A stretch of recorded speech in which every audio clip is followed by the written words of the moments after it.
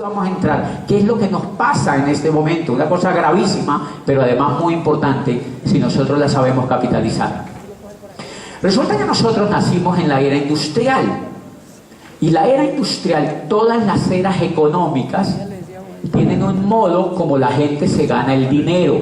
Todas las eras económicas, hemos vivido 3 eras. La primera era fue la era agrícola, duró 10.000 años. La creó la mujer. La mujer es la autora de la era agrícola, porque los maridos se iban a casar. Mientras tanto, la mujer se aburría en la casa, solo criando los 12 hijos que tenía, y entonces de pronto se aburría en la casa y la mujer empezó a salir un poquito de la granja y sembró trigo. Eso brotó y cosechó. Y así nació la agricultura. La mujer es la creadora de la primera era que vivió la humanidad, que se llamó la era agrícola.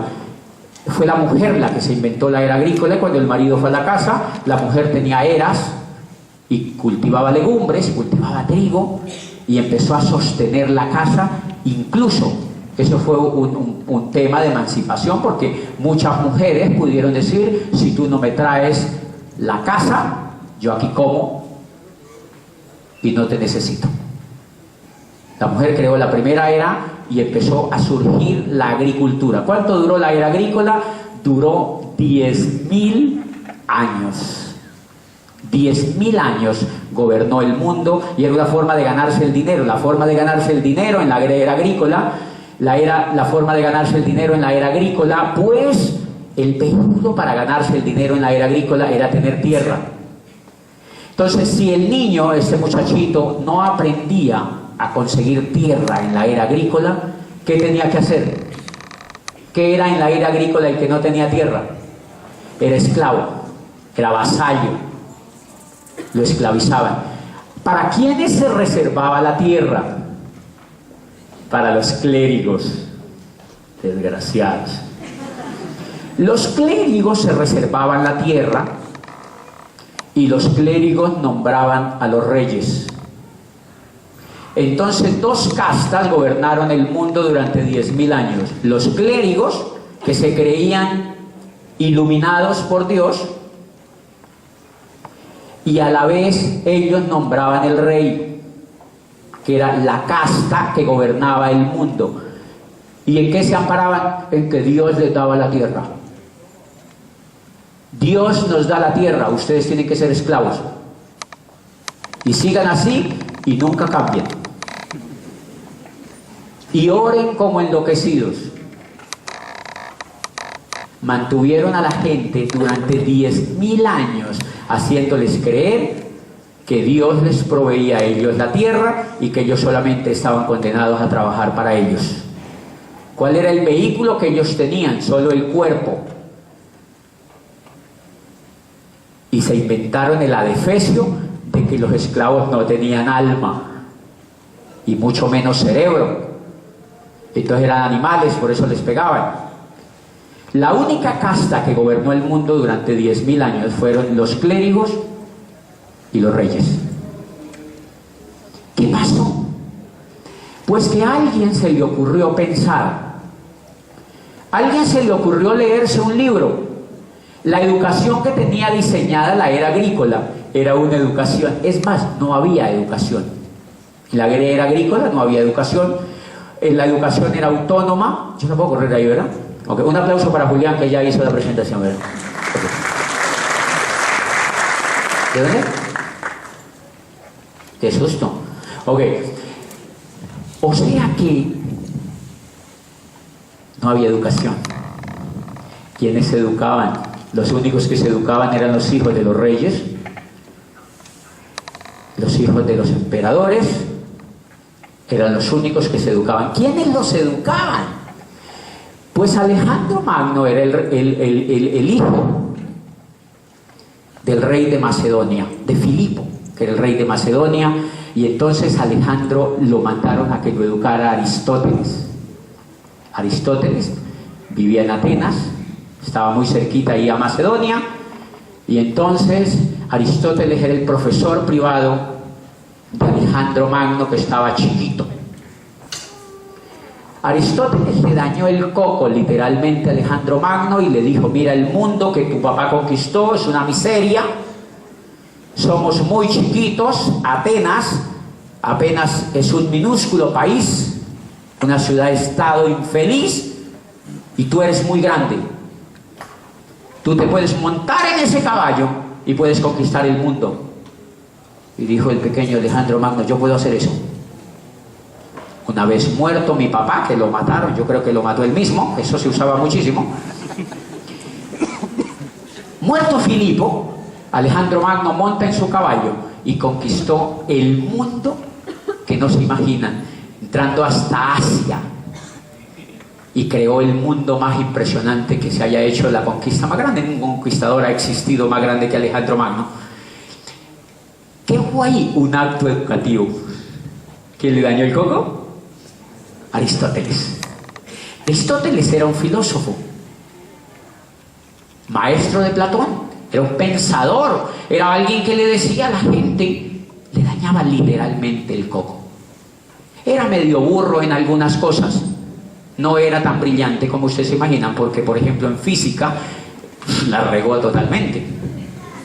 O sea, en física era un petardo, pero era buen filósofo. Por ejemplo, él fue el que dijo que los cuerpos de diferente peso caían a diferente velocidad. 1600 años después, Galileo le dijo: hello, y Galileo Galilei le tumbó la teoría. Pero era un buen filósofo. Aristóteles le daña la cabeza a Alejandro Magno. ¿Quiénes se educaban? Los hijos de los ricos, los hijos de los nobles, los hijos de los aristócratas, los hijos de los emperadores. Eso duró 10.000 años, señores. La masa de la gente lo único que podía era trabajar la tierra. No podían ser dueños de la tierra. ¿Cómo cambió esto? Cambió por actos educativos. Por eso esta conferencia es importante para ustedes, porque es el testimonio de cómo un acto educativo cambió la vida mía y cómo un acto educativo está cambiando la vida de mucha de la gente que está aquí sentada. La calidad de otro tipo de educación diferente y revolucionaria. Interesante. Así se cambiaba la historia en la edad agrícola, pero lo que la cambiaban pues eran los nobles. Hay muchos casos. La masa no tenía derecho a la educación. Lo que pasa es que ahora uno dice: todo el mundo se puede educar, y uno no es consciente de que antes eso no existía para la gran masa de la gente. Hechos educativos hay por montones, por montones. Un hecho educativo increíble que todavía se da en la era agrícola es otro hecho que cambia el mundo, y lo hace la educación. Pero yo quiero dividir dos tipos de educación: la educación tradicional, que es la educación que nosotros hemos llamado siempre educación, que es donde tú mandas a tus hijos o donde tú fuiste a estudiar. Nosotros creemos que eso es solamente la educación. No, educación es todo lo que te transforma. Nosotros creemos erróneamente que el que no va a la Ponti no se educa. No. Educarse es transformarse. Educarse es cambiar. Educarse, una persona se puede educar sin ir a un colegio. ¿Están de acuerdo conmigo? Una persona se puede educar sin ir a la escuela. Un niño se puede educar sin ir a ninguna cosa de esas y puede ser brillante, brillante. Hay montones de casos en la historia de la humanidad de educación. A eso me estoy refiriendo. Me estoy refiriendo a la educación que transforma, a una educación que transforma. La mayoría de casos que se dieron en la era agrícola de educación que transforma, uno fue ese caso que me encanta de Alejandro Magno, pero el otro caso, fíjense que se dan en grandes nobles. El otro caso se da en otro noble, y es un caso increíble. Se da en la Inglaterra de finales, creo que del siglo XVI, XV, XVI. La Inglaterra medieval, una Inglaterra todavía medieval, dominada absolutamente por Roma. Dominada absolutamente por Roma. Los reyes los dominaba, adivine quién. El Papa. Les hacía creer que Dios le hablaba de noche. Es increíble. Y la gente decía: ¿en serio? ¡Ay, tan chévere! El Papa le decía: Dios me habla de noche, Dios me habla de noche, y yo lo gobierno a usted de día.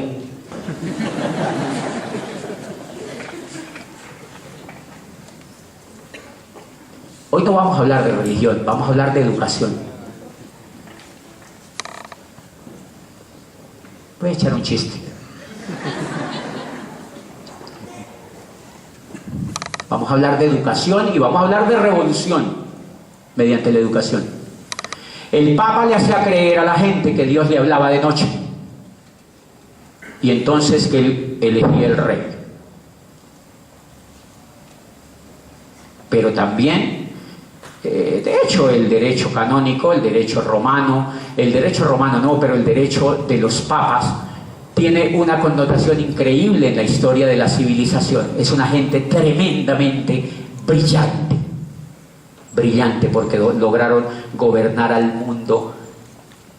Perdón, lo siguen gobernando. Simplemente se transforman. ¡Qué gente más brillante! Mis respetos a través de la educación. A través de la educación lo hacen. Yo no denigro de eso, pero sí me encantan los actos revolucionarios que algunos brillantes también han tenido allí. Si el Papa le hacía creer a los reyes que él los gobernaba, porque le decía: mire, Dios me dio a mí 2 espadas. Una espada que es la espada con la cual gobierno el espíritu de la gente, de todo el mundo, y la otra espada con la cual se gobierna la tierra. Pero como yo no me quiero meter en esas cosas, yo te la entrego a ti. Y se la entregaba al rey. Pero yo te la quito cuando tú no me hagas caso. Te hago pao. Entonces el rey agarraba la espada, por eso el Papa coronaba al rey. El día que el rey no le hacía caso, le quitaba la espada. Montones de reyes los descoronaron porque no se hacían amigos del Papa. Pues bien, eso era una forma de mantener el sistema. ¿Cómo se mantenía la gente? Esclava. Esclava, absolutamente paupérrima, pobre y miserable. Los únicos que tenían dinero o los únicos que tenían riqueza eran los nobles y el clero. Y ocurrió una cosa brillante, un acto educativo brillante en el reinado de Enrique VIII. Enrique VIII creo que fue de los reyes más brillantes que hubo en la Inglaterra. Ningún rey que nosotros tengamos historia ha sido más brillante que Enrique VIII en mi concepto. Porque hizo una cosa que ninguno más hizo. Recuerden que Enrique VIII era muy enamoradizo. Tuvo como 7 esposas. Eso no es nada duplicable. Detestamos eso de Enrique VIII. Sí. Desedificamos esa actitud de Enrique VIII. No nos gusta en este modelo educativo eso que dice. Pao Enrique VIII. Muy enamorisqueado. Uno de los problemas que tuvo Enrique VIII, era un rey increíble. Era muy jovencito cuando fue el segundo de la dinastía Tudor. El segundo a bordo de la dinastía Tudor. Su padre fue el primer rey de la dinastía Tudor. Brillante esa dinastía. Él heredó el imperio inglés. Y una de las cosas que le pasó fue que se enamoró de una cortesana. Recuerden que él era casado con Catalina de Aragón. Y Catalina de Aragón, nada menos que era sobrina del rey, del emperador Carlos V, que era de España, católico a ultranza, y era el emperador del Sacro Imperio Romano Germánico. Era lo más potente que había en Europa en aquella época. Y Catalina de Aragón era sobrina de ese emperador y era hija de los reyes. Se casa con Enrique VIII para hacer una unión entre España e Inglaterra. Enrique VIII obviamente no la quería. Eso era normal en la Edad Media. Ahora es que la gente se casa enamorada. Él no la amaba, por supuesto, era una componenda política que se había hecho entre los 2 reinos. Y él, dentro de una de las amores que tuvo, se enamoró de una cortesana muy bella. Tenía un hardware increíble. Yo no sé si tenía software, pero creo que no tenía software porque la mataron. Pero tenía un hardware increíble, se llamaba Ana Bolena. Se llamaba Ana Bolena. Una mujer increíble, era ayudante de la reina, era de la corte, y el rey se enamora de Ana Bolena. Le vio el pompis y salió de...